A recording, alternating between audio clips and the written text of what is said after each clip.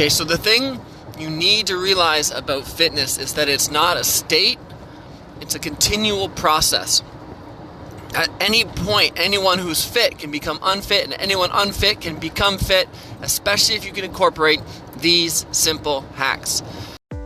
Introducing the Paramena Bliss Podcast, a show dedicated to unraveling the mysteries of achieving optimal health naturally as you transition into perimenopause and menopause.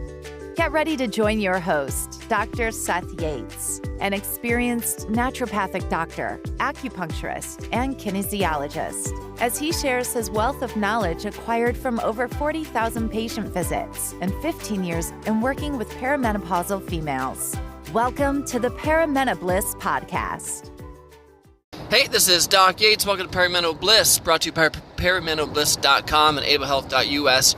And today I want to discuss 5 fit challenges that you can incorporate into your daily routine to improve your health and fitness. So I'm not talking about stopping your daily walk, stopping your scheduled workouts.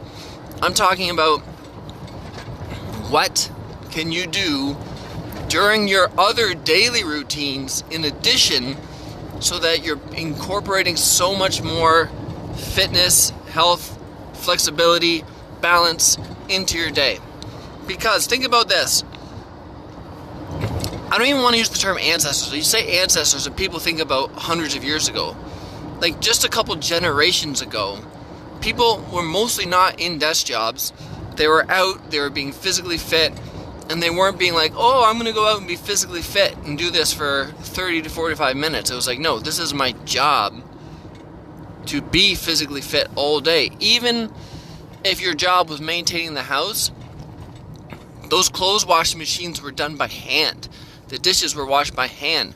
The ice was chopped and carried into ice boxes by hand. Like everything was physical. Everything. Now, nothing is physical. We've been so good at making things easier, which I love, but now we have to choose to be physical. So let's talk about these 5 fit challenges, and I think I'll throw in a bonus one at the end. So number 1, something that you can do to build into your daily routine. This is called habit stacking, by the way. You take something that you already do consistently on a daily basis, and then you pair that with another habit that you want to do on a daily basis. And here's the great example. Number 1 is the toothbrush balance challenge. You're supposed to brush your teeth for 2 minutes, 2 to 3 times per day. So after breakfast, after supper, sometimes after lunch. Though most people don't do that because no one carries a toothbrush with them to work. The toothbrush balance challenge means that when you are brushing your teeth, stand on one foot only. That shaking around with your arm brushing your teeth is constantly trying to throw you out of balance while you're balancing on your foot. This will be good for strengthening your ankle, good for your balance. If you find it's really easy because you already have good balance, don't just balance on one foot, balance on the ball of that foot. And that will add additional strengthening and tone to your ankle. In the morning, you stand on your left foot. At night when you're brushing your teeth, you stand on your right foot. But every time you're brushing your teeth, you're standing on one foot. You're already brushing your teeth anyways. Give me one good reason why you shouldn't do this and get these benefits. Number 2, the horse stance housework challenge. So you could also do this from a desk. Let's go. For instance, say you're doing dishes. Instead of just standing there bending over the sink, drop down into horse stance. What is horse stance? Horse stance, basically, imagine that you're actually riding on a horse. So your legs are really wide, and then you squat down enough that all of a sudden you drop down until your legs kind of have to catch you, and they engage. So when you feel your legs engage, your glutes engage, you have to go at least that deep. So you can go anywhere from that depth all the way down to so your legs are bent at 90 degrees. So if you're bending over a sink, squat down into horse stance. Say you're working from home, and you got a sit-stand desk, or if you're just standing and sitting.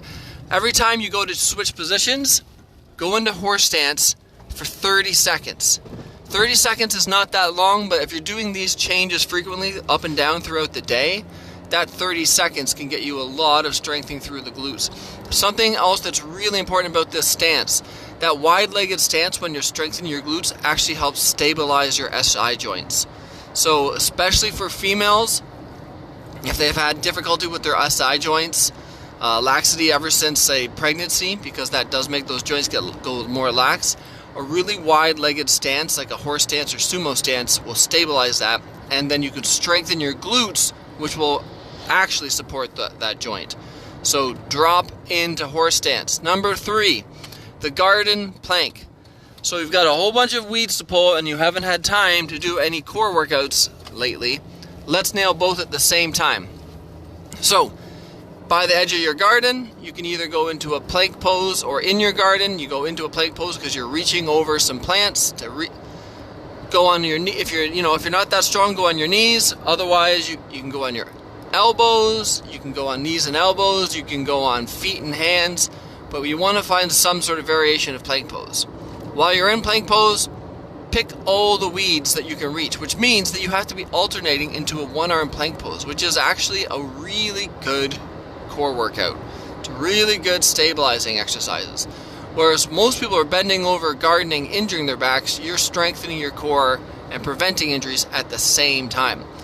Once you've picked all the weeds you can in that area, stand up, move around, stretch yourself out, move to a new weedy zone, and resume your plank picking.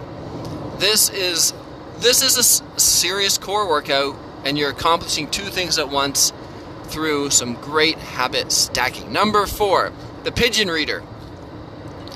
So at nighttime, we all know that we got to pull back on the screen time, so switch to reading actual paper books. It's a great way to kind of calm your mind, wind down.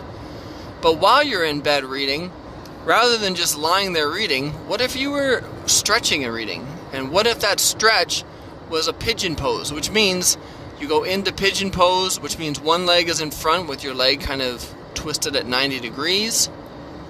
The other leg is straight behind you. You would rest your book on the pillow in front of you and just kind of lean forward and read. So 3 minutes per side, per leg, means 6 minutes of reading, which you probably wanted to do anyways. Whether you're reading for entertainment, reading for learning, pick a book, read while in pigeon pose at night. The pigeon reader. Number 5, the binge watch boogie. Probably better if we just avoid binge watching in general. But if you have a show, and it's your show and you have to watch it, set it up so you can benefit from the watch. Okay? You can still enjoy the show, but in front of that TV area where you're watching, put a treadmill or an exercise bike or a rower, or if you don't have any of those things, put a yoga mat there. And put in some earbuds so you can hear your show over your breathing and over the equipment.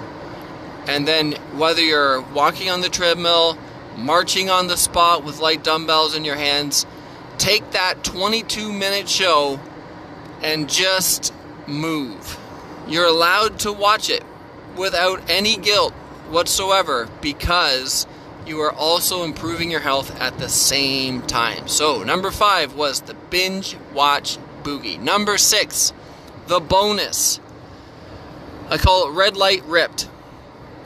You're on your commute to work, you pull up to a red light, you're listening to the radio, you're listening to your podcast, but for those 30 seconds, what I want you to do while your foot is secure on the brake is start tensing. Squeeze your hands onto the steering wheel as tight as you can. Squeeze. You want to focus on squeezing the muscles that are commonly weak because of sitting too much. So you need to squeeze your butt. You need to squeeze your glutes. Butt is glutes. You need to squeeze your stomach, and you need to squeeze your shoulder blades together. So your goal is to squeeze everything except your jaw. Everything else gets squeezed. You want to get into a nice posture and then just squeeze and lock that posture. As long as the light is red, just tense everything. This is called an isometric contraction. You're trying to get your body to learn to fire as many motor neurons as you possibly can. But as soon as that light turns green, deep breath in, exhale, and relax. And two benefits. One, you're going to get more muscles engaged. The second benefit is that after doing a contraction, it will force those muscles into a relaxation. So a lot of people are just sitting in their car tense all the time. By doing these more intense contractions, deep breath in, exhale, relaxation, you're going to actually have a way more relaxed commute. Better for your blood pressure, better for your strength, better for your tone, better for your health. Okay, so those were the 5 fit challenges plus a bonus. Take 3 of those today. Start incorporating those into your routines and lifestyles. You definitely got to add the toothbrush one. That one is way too easy. Figure out what you can add and take 3 and add them now. And you will feel better.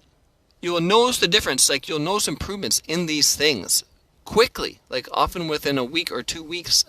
So start that now. I hope this was helpful. This is Doc Yates signing off. Thank you for tuning in to the Paramena Bliss podcast. Don't forget to hit the subscribe button and visit paramenobliss.com for more valuable information on how you can thrive during your transition through perimenopause. Join our community of like-minded women who are dedicated to achieving optimal health naturally, and stay up to date with the latest tips, tricks, and advice from Dr. Seth Yates. And we'll catch you on the next episode of the Paramena Bliss podcast.